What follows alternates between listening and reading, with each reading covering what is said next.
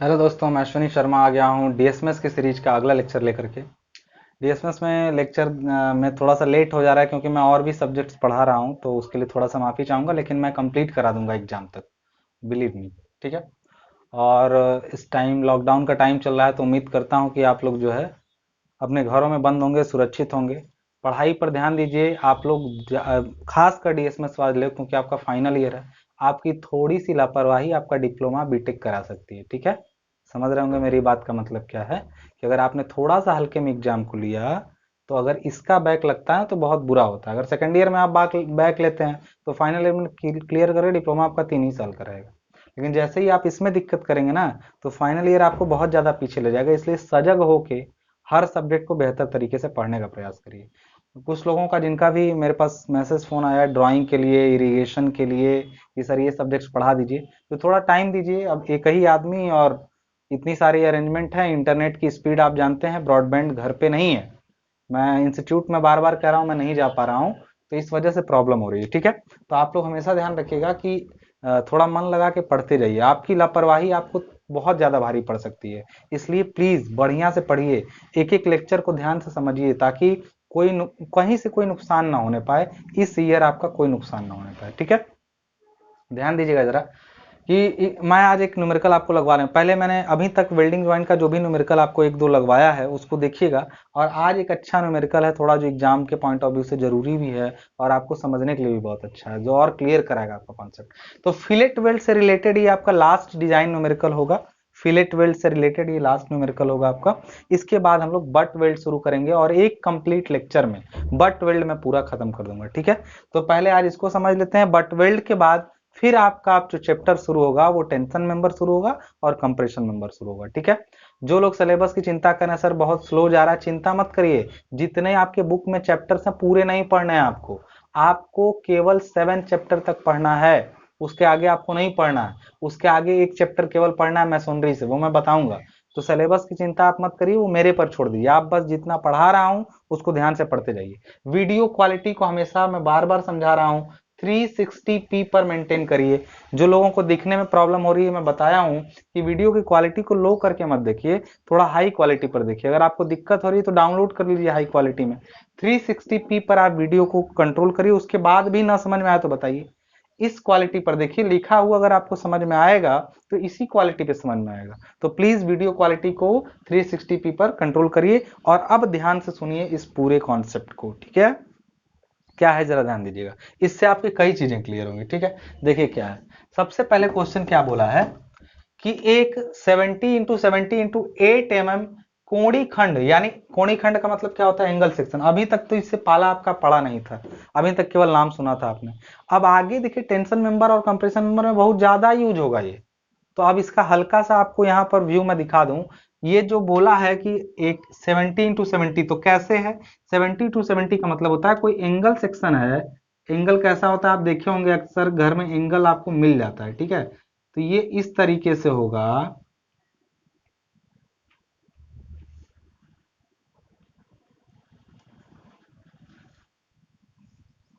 ऐसे होगा। इसमें देखिए, ये वाली साइड इसकी, ये वाला भी 70 है, 70 mm है। और ये वाली साइड भी इसकी कितनी है, 70 mm ही है। ठीक है।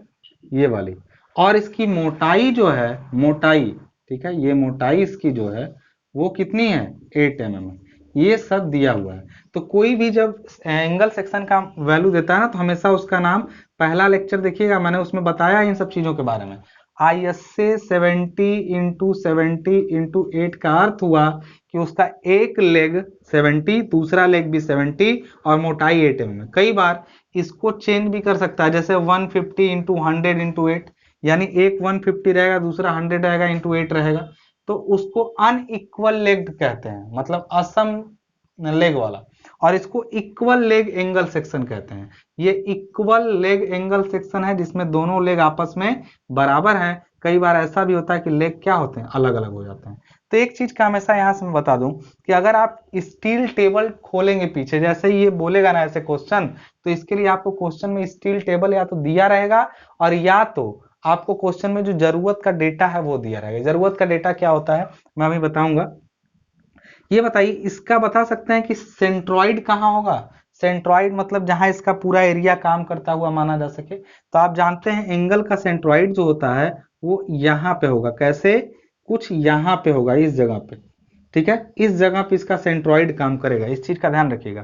तो ये सेंट्रॉइड पता करना इस क्वेश्चन में इसलिए जरूरी है क्योंकि ध्यान देखिएगा, जब भी आप किसी चीज पर लोड लगाते हैं, खींचते हैं ना, तो आप उसके एक्सिस को खींचते हैं। ठीक है, तो अगर अभी पिछले क्वेश्चन में आपने देखा था, अगर पिछला क्वेश्चन आपने देखा है तभी इसको देखिए, ज्यादा अच्छा रहेगा कि ऐसे एक फ्लैट जुड़ी थी। ठीक है, एक चपटी पत्ती जुड़ी थी ऐसे। ठीक है, तो निकालना था कि इधर कितनी वेल्डिंग की जाए, इधर कितनी वेल्डिंग की जाए, और इधर तो पता ही था जितना चौड़ाई रहेगा उतना वेल्डिंग होगा।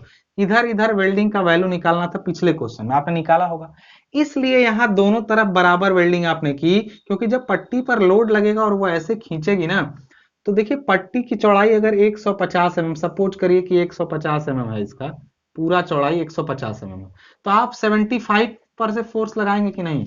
मतलब अगर लोड 40 किलो न्यूटन का है तो 20 किलो न्यूटन का लोड ये वाला वेल्डिंग लेगा और 20 किलो न्यूटन का लोड ये वाला वेल्डिंग लेगा। चलिए इसको मान लेते हैं कि ये नहीं है, होता तो कुछ ये लेता, फिर जो बचता उसको दोनों तरफ बांटते। ठीक है, हमने ये देखा कि 40 किलो न्यूटन अगर लोड है तो ये ऐसे लेता, इसलिए हमने आधा वेल्डिंग इधर कर दिया, आधा वेल्डिंग इधर कर दिया। लेकिन ये तो कब? ये तो एक चपटी पत्ती थी ना। चपटी पत्ती का मतलब समझते हैं? इस तरह से एक फ्लैट थी, इसको खींचेंगे तो दो एक्सिस इसका बिल्कुल बीच से जाएगा। लेकिन जानते हैं ये एंगल सेक्शन है, एंगल सेक्शन का बनावट आप देख लिए, बनावट इसका कैसा है? बनावट इसका इधर कि इधर, इसका एक्स, ये जो पॉइंट है वो बिल्कुल बीच में यहाँ नहीं है कि इसके दोनों के बीच से अगर इसको मिलाएं तो ये इससे चिपका हुआ है थोड़ा। ठीक है, तो इसका जो सेंटर यहाँ पे, उसका अर्थ जो ऐसे निकलेगा कि जब आप इसको मान लीजिए गसेट प्लेट से जोड़ेंगे, जैसे आपकी ये प्लेट है, ऐसे गसेट प्लेट से आपने इसको, सपोज करिए आपने इसको ऐसे जोड़ दिया गसेट प्लेट से। ठीक है, ऐसे ध्यान दीजिएगा जरा। तो क्या ये ऐसा तो दिखेगा नहीं, क्योंकि जब आप इसको सोचिए उठा के ऐसे ले जाके इस पर रखेंगे, चलिए ये वाली लेग को उठा के आपने इस पर रखा तो दूसरी लेग आगे निकली रहेगी कि नहीं? देखिए ये रखें तो दूसरी लेग, लेकिन प्लान में तो वो निकला हुआ दिखेगा नहीं, तो ये ऐसे दिखेगा। एक लेग देखिए बाहर निकला है ऐसे, और एक लेग इसी पर चिपका हुआ है, यानी यहां से यहां तक, ध्यान दीजिएगा, यहां से यहां तक 70 mm होगा कि नहीं होगा? और ये मोटाई, इसमें तो मोटाई दिख रही है ना, ये कितनी होगी बताइए? ये यहां से यहां तक की मोटाई कितनी होगी? तो ये होगी 8 mm। समझ गए होंगे बात को कि ये कैसा कहानी है। ये इस पर रखा गया, कहा गया देखिए, एक 70 × 70 × 8 mm कोणीय खंड एक गसेट प्लेट, गसेट प्लेट क्या है पिछले लेक्चर में बता चुका हूं, गसेट प्लेट के साथ 6 mm फिलेट वेल्ड के साथ।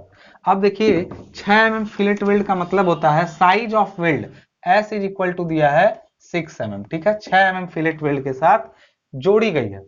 यदि इस खंड पर 140 किलो न्यूटन का अक्षीय बल आ रहा हो, तो पहले आपको पता तो रहे कि इच्छा अक्ष कहां है। अभी बताइए इसका एक्सिस जो है 70 के आधे 35 से ऊपर नहीं गया है ऐसे कि आप 35 से इसको ऊपर उठाएं, इधर से 35 यहां पे मिलेगा। क्यों? ये देखिए ऐसे एक तरफा होता है ना, तो इसलिए ये इससे यहां ना होके इसके पास रहता है, इसके यहाँ पे। ठीक है, तो इसका अक्ष आपको पता करना रहे कि यहां से कितनी दूरी पे है, इस साइड से, जैसे एक से कितनी साइड पे है। तो एक चलिए एक तरफ से तो पता चलेगा, एक इधर से पता करना पड़ेगा।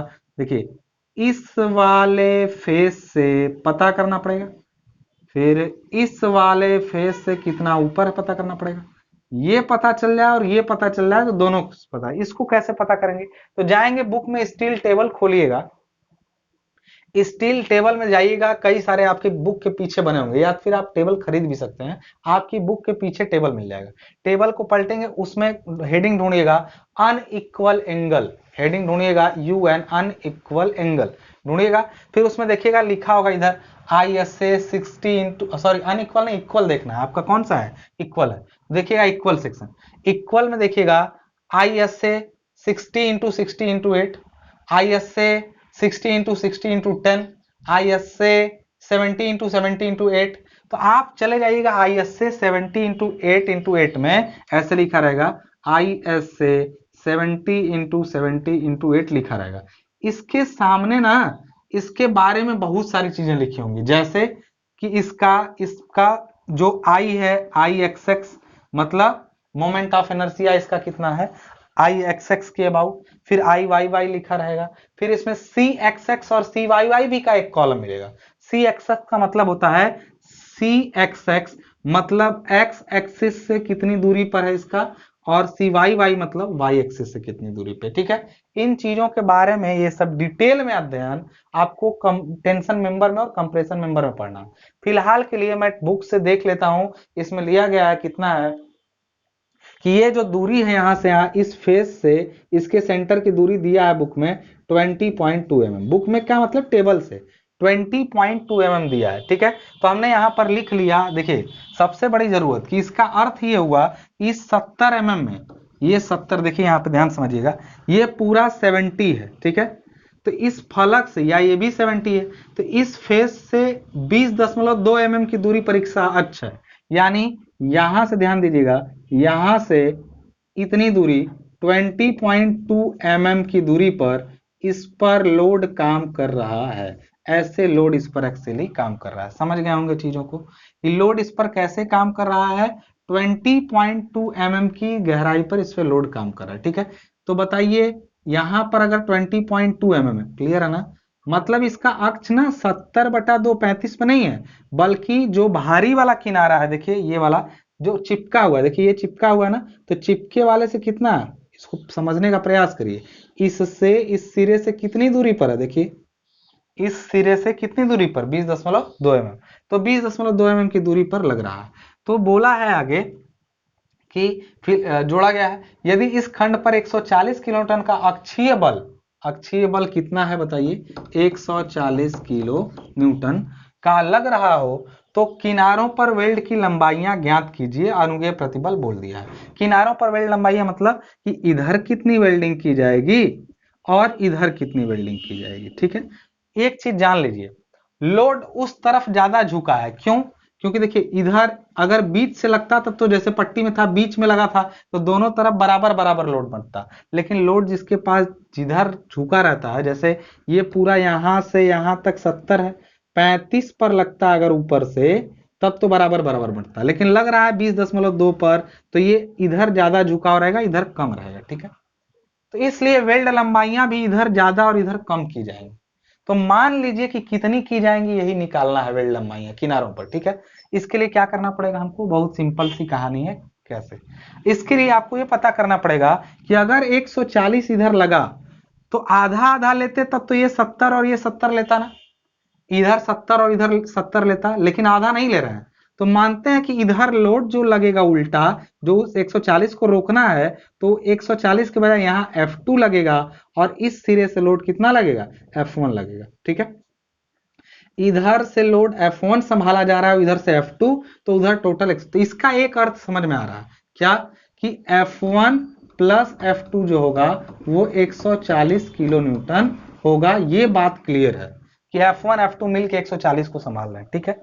अब F1 F2 को अलग अलग अगर निकाल लें, तो एक चीज हो सकती है, पहली चीज कि ये आपने इतना चीज डायग्राम को बना के समझा। अब एक चीज और समझ लीजिए, अगर वेल्ड 6 mm का किया गया है, के की वैल्यू कितनी बताइए। अगर हम ये पूछें कि strength strength per unit length of weld, तो क्या होता है बताइए। अगर 1 mm वेल्डिंग की जाए, 1 mm लंबाई में वेल्डिंग की जाए, तो कितना स्ट्रेंथ देगा, तो आप कहेंगे होता है sir K into S into F S. L की जगह एल होता है, लेकिन एल की जगह 1 mm हो गया, तो K इंटू एस का मतलब कितना हो गया, K का रख दिया 0.707, एस का वैल्यू 6 इंटू एफ एस का वैल्यू 110 न्यूटन पर स्क्वायर mm दिया गया है, ठीक है। ये फॉर्मूला कहां से आया, जरा पीछे का लेक्चर याद करिएगा, ठीक है ना। इसको सॉल्व कर लीजिए, जरा बता दीजिए मुझे कितना आ रहा है, मैं ही करके दिखा रहा हूं आपको। 6 इंटू 0.707 इंटू 110, यानी आ गया 466 पॉइंट, यानी हम सीधे लिख लेते हैं 466 न्यूटन पर mm। आएगा कि नहीं आएगा बताइए, 466 न्यूटन पर mm आ जाएगा, क्लियर है। 1 mm वेल्डिंग की जाएगी तो इतना संभालेगी, इतना लोड संभालेगी, कितना न्यूटन, 466 न्यूटन। इसको हमने निकाल लिया। अब यहां समझिए जरा कहानी, उसको वहीं छोड़ दीजिए। न्यूमेरिकल में सबसे पहले हमने डायग्राम आपको इसलिए समझाया ताकि आपको क्वेश्चन समझ में आए। लगाते समय सबसे पहले आप यही निकाल लीजिएगा। क्या लगाते समय? एस बराबर दिया है तो के एस प्लस के एस इंटू एफ एस करके 1 मिलीमीटर वेल्डिंग इतना संभाल सकती है, ये निकाल लीजिएगा। दूसरा आप ये देखते हैं कि कितना कितना संभालना है, F1 पता चल जाए, F2 पता चल जाए। ठीक है, तो F1 इसके लिए सिंपल सा कहानी है। ठीक, पहला चीज की ये हम जानते हैं, एक इक्वेशन हमारे पास है। दूसरा चीज हम ये जानते हैं कि मान लीजिए, ध्यान समझिएगा, ये 140 है, 140 का हम इधर मोमेंट ले लेते हैं, इस लाइन पर, इस पॉइंट पर इसका मोमेंट ले लेते हैं। किस पर? इसके ऊपरी सिरे पर। तो बताइए 140 से अगर इस पर मोमेंट लें तो ये जो F2 F1 का मोमेंट होगा, देखिए F1 का भी इसी पर मोमेंट लीजिए। किसी कहा जाता है कि अगर किसी प्लेन में कई बल काम कर रहे हैं, वैरिग्नान थ्योरम याद करिए, किसी प्लेन में कई बल काम कर रहे हो तो उन सभी बलों का एक बिंदु के परितः आघूर्ण लेके उनको जोड़ेंगे तो वो आघूर्ण उन सभी बलों के परिणामी के उसी बिंदु पर आघूर्ण के बराबर होता है। समझ में नहीं आया तो सिंपल, F1 F2 मिल करके इस पर जितना मोमेंट देंगे उतना 140 अकेले देगा, खत्म। F1 F2 मिल करके जितना मोमेंट देंगे उतना 140 अकेले देगा। तो हमने सिंपल कहा इसमें डायग्राम के अकॉर्डिंग कि हमने यहां पर लिखा कि 140 और कितना दूरी पर है 140, बताइए 140 किलो न्यूटन कितना दूरी पर है? तो कहेंगे कि वो 20.2 की दूरी पर लग रहा है किनारे से, 20.2 की दूरी पर लग रहा है। बराबर होगा क्या? बताइए बराबर क्या होगा? तो बराबर कहेंगे कि F2 जो लग रहा है वो कितना दूरी पर लग रहा है, हालांकि उल्टा है उससे नहीं मतलब है, उल्टा तो है ही है, 140 उधर है F2 इधर है, लेकिन F2 जो लग रहा है वो कितना दूरी पर लगेगा? तो F2 जो है, देखिए वेल्डिंग यहाँ की गई तो यहीं इसी सिरे पर ना F2 लगेगा और F1 यहाँ लगेगा, तो F2 इंटू हमने कर दिया, ये दूरी कितनी है? तो कहेंगे 70 mm, 70 आप प्लस F1 का क्या होगा? तो F1 इंटू F1 का F1 से ही क्या इसी सिरे पर ले रहे हैं तो F1 इंटू 0 हो जाएगा। ठीक है, यहां से F2 की वैल्यू निकल जाएगी बड़ी आसानी से। कैसे? देखिए 140 गुणा कर दिया हमने 20.2, आगे आपका जो भी, और डिवाइडेड बाय हमने कर दिया 70, क्योंकि ये तो 0 हो गया तो 70 डिवाइड कर दीजिए, डिवाइडेड बाय 70, यानी आ गया 40.4 किलो न्यूटन। किसका वैल्यू? F2 का वैल्यू आया, जो नीचे वाली वेल्डिंग थी उस पर लोड 40.4 किलो न्यूटन का। ठीक है, अब F1 क्या, F2 पता है तो F1 निकल जाएगा। कैसे? तो यहीं से अगर आप इसको सॉल्व कर ले, मैं यहां मिटा दे रहा हूं थोड़ा, आप लोग इसको समझ चुके हैं या स्नैपशॉट लेके बाद में रख लीजिए। अब देखिए यहां पर कहानी समझिएगा, बोल रहा है कि तब F1 कितना हो जाएगा? तो F1 बराबर होगा 140 माइनस क्या हो जाएगा? F2, F2 कितना है हम लोग का, बताइए 40.4 किलो न्यूटन, यानी F1 कितना हो जाएगा? इसमें से 40 माइनस होगा 0.4, यानी 99 पॉइंट कितना आ रहा है? 6 किलो न्यूटन। देख लीजिए करके,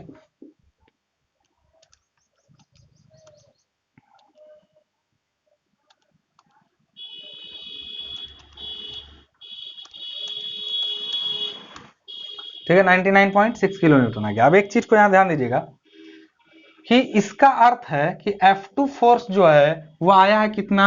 40.4, और F1 जो आया है वो कितना आया है? 99.6 किलो न्यूटन। ठीक है, किलो न्यूटन। आपको इतना दिख गया होगा आप ध्यान से कि देखिए इधर की तरफ फोर्स कम लग रहा है 40.4 और उधर 99.6 किलो न्यूटन। अब सीधे सीधे अगर इधर वेल्ड लंबाई L1 हो, यहां पर हमने मान लिया suppose L1 and L2 are corresponding weld length for F1 and F2।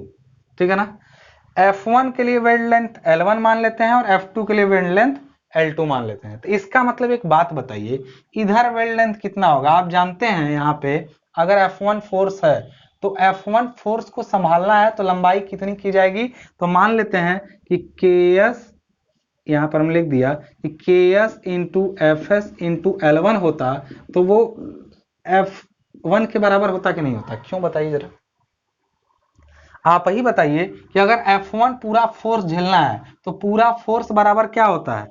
KS into FS into लंबाई L1, फोर्स या फिर बल एक ही बात है। तो इतना बल झेलने के लिए इतनी लंबाई करनी पड़ेगी, कितनी L1। तो L1 बराबर यहाँ से क्या हो जाएगा बताइए, F1 बाई के एस इंटू एफ एस। समझ गए होंगे बात को। सिंपल, के एस इंटू एफ एस का वैल्यू आपने निकाल लिया है न्यूटन पर एम में। तो इसका मतलब F1 की वैल्यू कितनी, इसका L1 का वैल्यू कितना होता है, F1 बराबर है 99.6 इंटू 10⁻³ न्यूटन में चेंज किया हूं मैं, क्योंकि इसको आप न्यूटन में रखेंगे और उसका है 466 पॉइंट, नहीं रही है कोई दिक्कत नहीं, यानी कितना हो जाएगा 99.6 इंटू 10⁻³ डिवाइडेड बाई हो जाएगा 466, वैल्यू हो जाएगी 213.73, यानी लगभग 214 मिलीमीटर। समझ गए बात को, यहां से क्लियर है कि अगर आपको इधर वेल्डिंग करना है L1, तो L1 का वैल्यू आप कितना रख देंगे, 214 मिलीमीटर। अब दूसरा वाला कितना आएगा उसको भी देख लीजिए फटाक से। दूसरा वाला कितना आएगा, तो दूसरा वाला कितना है L2, वो होगा F2 बाई सेम 466, और F2 कितना है 40.4 इंटू 10⁻³ डिवाइडेड बाई 466, वैल्यू कितनी आ जाएगी 40.4 इंटू 10⁻³ डिवाइडेड बाई हो जाएगा 466, दैट इक्वल्स टू 86.69, यानी 86.7 mm। कुछ समझ में आ रहा है, यानी इधर वेल्डिंग की जाएगी 214 मिलीमीटर और नीचे वेल्डिंग की जाएगी 86.7, या इसको 87 कर देंगे तो कोई नुकसान नहीं है आपका, 87 मिलीमीटर। तो क्या बताइए, किनारों पर वेल्ड लंबाइयां बताइए, बता दिया हमने किनारों पर वेल्ड लंबाइयां। बस अगर ये सिंपल एंगल ना हो के पट्टी होती तो वेल्ड लंबाइयां बराबर बराबर होती। यहां पर बस आपको एक ही नया टेक्निक कि मोमेंट ले करके निकालना पड़ा कि कितना कितना फोर्स अलग अलग होगा, उसके अकॉर्डिंग निकालना पड़ा। आई होप आपको ये न्यूमेरिकल समझ में आया होगा। अगर समझ में आया हो तो अपनी बुक से जाकर के वेल्ड के और न्यूमेरिकल लगा डालिए, और अगले लेक्चर में हम लोग बट वेल्ड के बारे में पढ़ेंगे, और उसका एक ही लेक्चर में पूरा जो कहानी किस्सा है मैं पूरा निपटा दूंगा। तब तक के लिए वीडियो को अपने दोस्तों तक पहुंचाइए, चैनल को सब्सक्राइब कराइए। मिलते हैं नेक्स्ट लेक्चर में, तब तक के लिए धन्यवाद।